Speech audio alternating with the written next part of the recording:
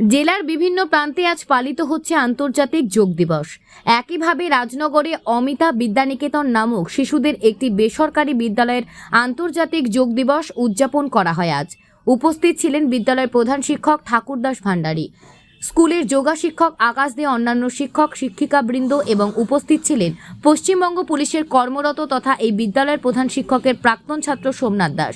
আজকের দিনটিকে বাচ্চাদের সোমনাথ দাস ও আকাশ দে বিভিন্ন ব্যায়াম ও যোগা করিয়ে বাচ্চাদের আজকের দিনটির বিশেষত্ব তুলে ধরেন।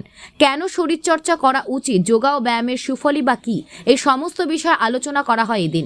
বাচ্চারা বিভিন্ন রকমের ব্যায়াম প্যারেডের মাধ্যমে স্কুলে আজকের দিনটি পালন করে।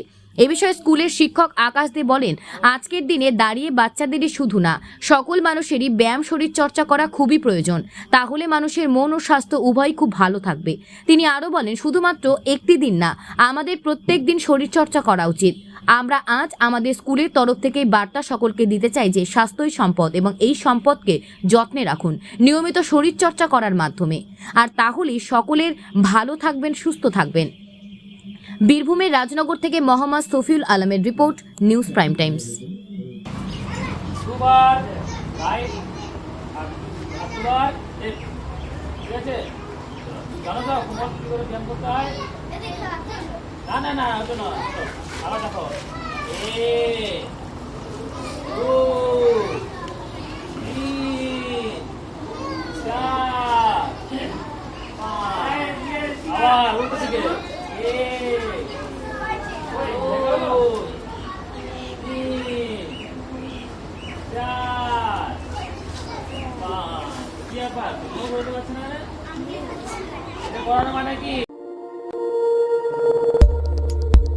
দেখতে থাকুন নিউজ প্রাইম টাইমস, আপনাদের সাথে, আপনাদের পাশে।